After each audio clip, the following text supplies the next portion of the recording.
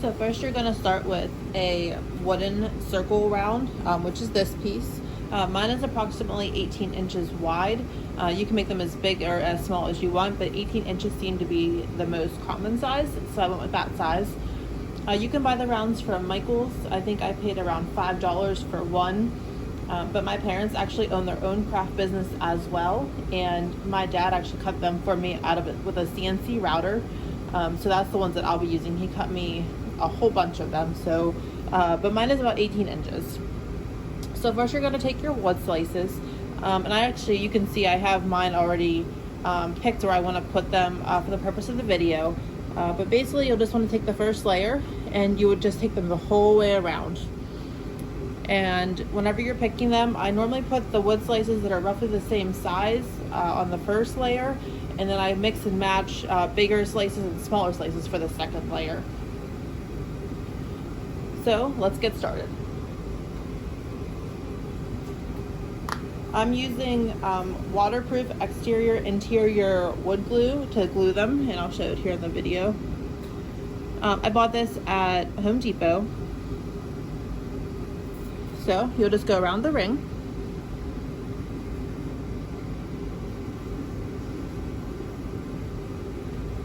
Try not to get too much on the ring. I did it the first time when I made this, and the problem was it oozed out around, and I ended up having to cut it off with a knife. So now that we have our glue, just want to place your wood slices.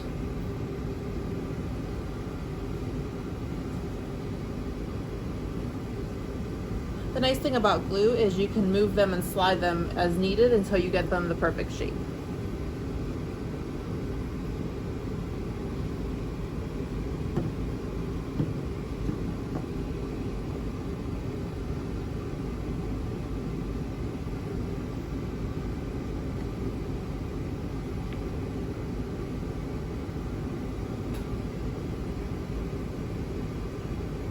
Okay, now that everything is where I want it to be, that's what your first layer will look like.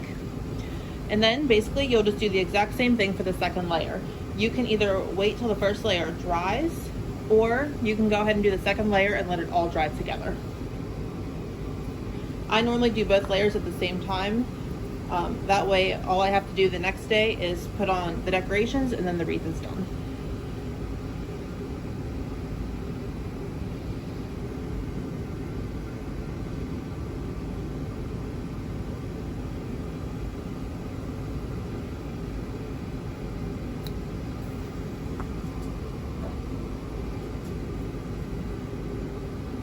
As you can see from my second layer, I definitely picked bigger and smaller. I alternated between big and small. And then for the slices that have the slice in them, like you can see right here, I alternated going in versus going out.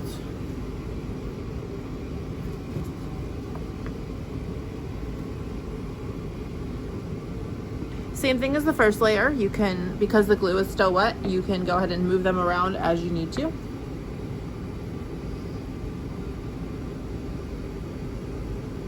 Okay, now that everything is in place, we'll wait. Once they're all dry, then I'll go ahead and show you how to put on the decorations. So now we're ready to begin painting the letters onto the slices. So then our next step after that would then be to use the heat gun to actually burn the letters into the slices. Now there are two ways that you're able to do this. The first way I started, and that was the first wood slice wreath that I made, I bought something called a scorch marker.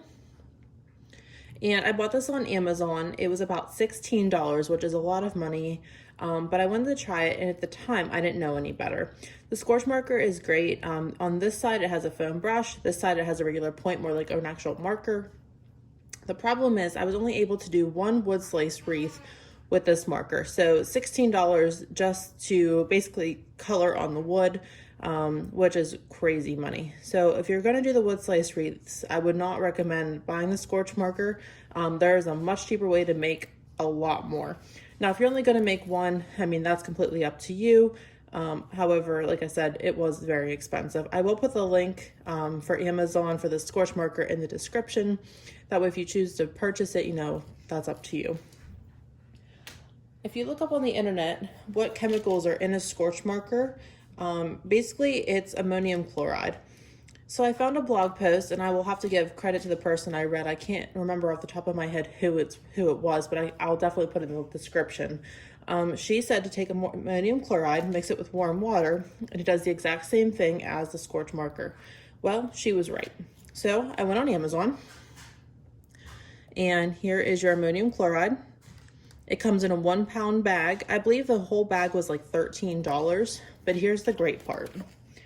You take a half a cup, I already measured it out, of warm water and 1 tablespoon of the ammonium chloride. It does the exact same thing as the scorch marker for a lot less money. Now, the cool thing is, if you're like me and you already bought the scorch marker, you're able to take the ammonium chloride water combination and put it in the marker to use the marker. Or if you have paintbrushes laying around, you can use the paintbrush, which I found is a lot easier. So because I don't like to mix anything and things that we actually use for everyday use in our kitchen, I just mix it in a cup. So here's our empty cup. Half a cup of warm water. And 1 tablespoon of ammonium chloride. Just mix it up. It doesn't do anything fancy. It doesn't fizz or anything. Obviously it's warm water, so it's going to dissolve. And you're all set. So now we need to figure out where we're going to place our letters. So I have my paintbrush, and I just bought a cheap paintbrush from Ross, or like I said, you can use a scorch marker. I'm going to show you both ways of how it looks. I have my scorch marker already filled up to show you. So we're going to do the letter C here first, just because it's the closest one to the camera. So obviously wood slices are not perfect. Just put the letter wherever you want it and make sure you hold it down so it doesn't move. Dip your paintbrush in your mixture here, and you just color in the wood. Of course, I picked the smaller paintbrush to show you, but you get the point. I'll switch to the bigger one here in a second. So you see how it's changing colors? Let me move there's a shadow there. There we go. So that's an easy way for you to see what you've colored so far.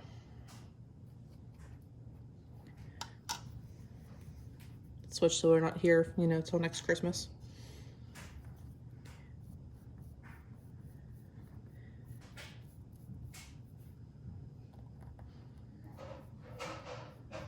So you can see where we're marking, okay?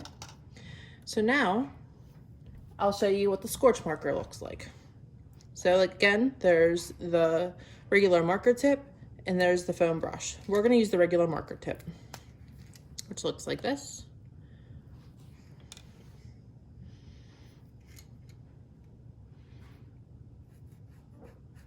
And it's just like coloring.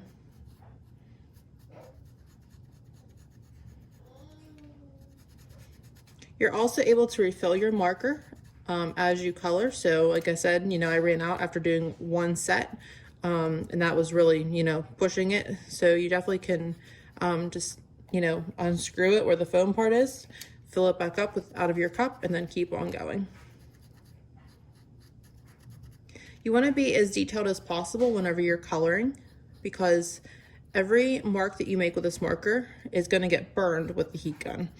So if you have, if you basically color out of the lines, then you're going to have funny looking marks on your wood slices. You're able to touch them up and reburn if necessary. I've done that several times to get it, to look really good. But just keep that in mind. You might end up going back over it a couple more times until you can actually get everything straightened out.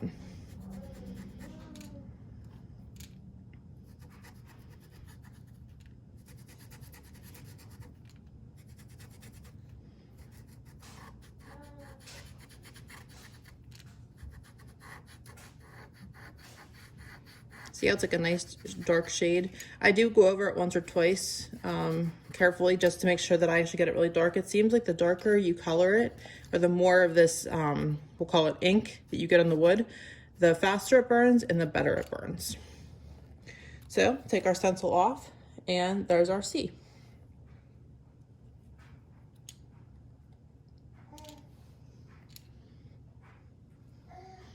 Apparently I colored it upside down for the video and I'm not redoing the whole thing. So we're gonna just try to make this work here.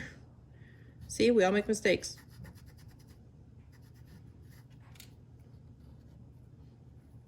There we go.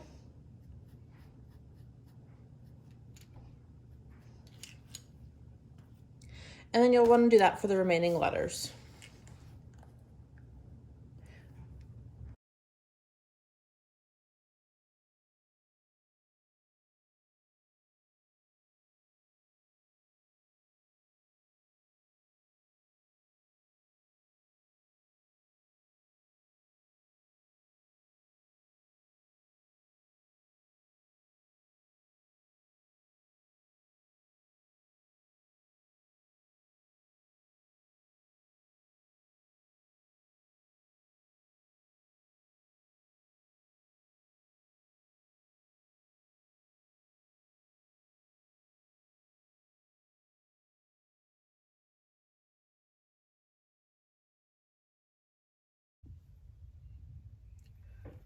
Okay, so now we're ready to use the heat gun and burn the wood.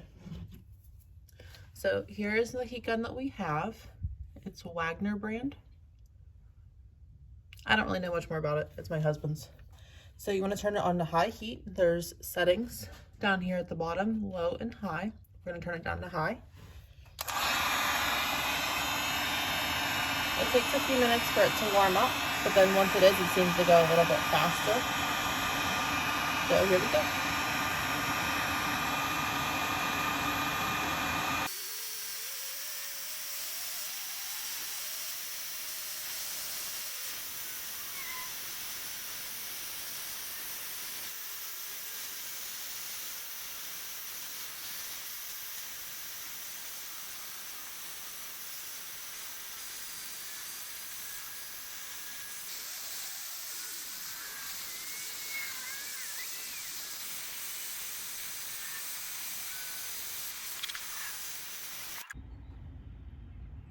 All right, so now that we have all of the letters burned, I want to show you the close-up of what they look like.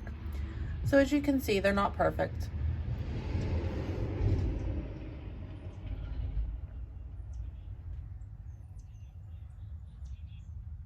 Obviously, there's some burning on the outside of the letter. I mean, it's not a perfect system. You are taking a lot of heat, you know, directly to wood. The end looks pretty good. So now what I'll do is I'll go back in the house and I'll touch up any little area that's, see how it's, you know, a little messed up there. The L is pretty good. The E will touch up some spots to make it more, you know, round and not so bubbly. The W will touch up a little bit, and then I'll hit it with the heat gun one more time, and then normally it's good. So overall, it didn't turn out too bad. Okay, so we're going to take the same solution we made yesterday. It's a half a cup of warm water, and then 1 tablespoon of the ammonium chloride. I already have it mixed up, ready to go. I'm going to use my small, very small paintbrush to touch up the little spots that I want to fix. Be careful that you don't dribble it anywhere, because anywhere you dribble it, obviously you're going to end up burning more space. So just like you're using a regular paintbrush, and try to remember where you're painting. Now, because the letters are black, it isn't always as easy to see where you painted, so you just want to be careful that you remember.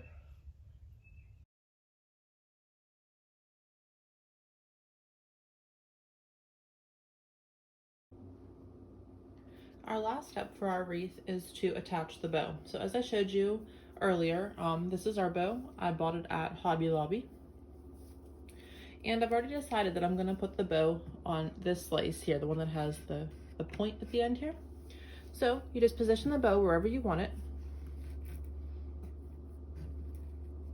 And then just staple it to make sure that it doesn't fall off. So I have this hand stapler here. I bought it at Home Depot. And you'll just want to lift up on the flaps and attach it in as many places as you can so that you aren't able to actually see the staples.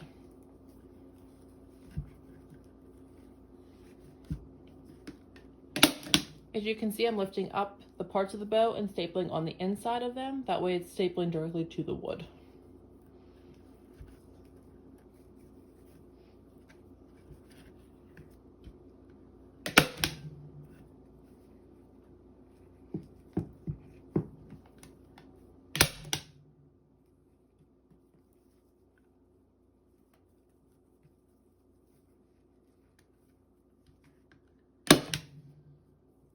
Okay, there's the bottom, and now we'll staple to the top.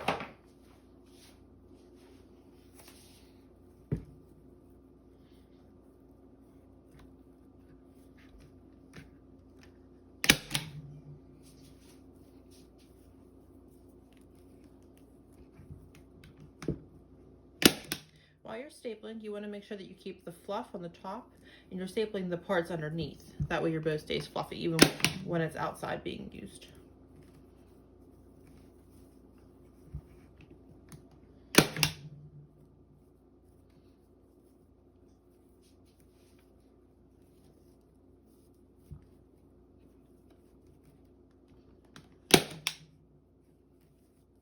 Okay. So now that our bow is attached, you can either choose to cut these to make them a little bit shorter or leave them long as is. For this wreath, I'm going to leave them as is. Some of my other wreaths, depending on where the bow actually goes, I do cut them to make them a little bit shorter, but this one we're going to leave it as is. The last part of the wreath is putting the hanger on it. So you can see the rope here. I did buy that at Michael's. It's in like the bow section. I used wood glue on the actual frame itself. That'll hold the rope down, and then we're going to staple on top of the rope. So get your staple gun back out. Use the little, see how there's like a little arrow there? You'll want to put that directly over top of the rope. And see how the staple goes down in over the rope? You want to do that as many times as you can. The more staples you have, just don't go too crazy. You just want to make sure the rope stays on.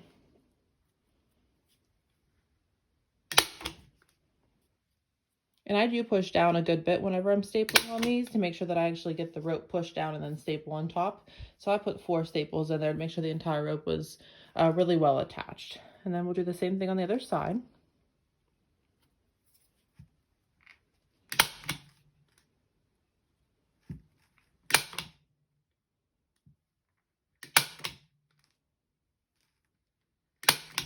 Okay. And now we're all done. So the glue's going to dry, so I'm not actually going to hang it to show you until it's dry, but there's the bottom.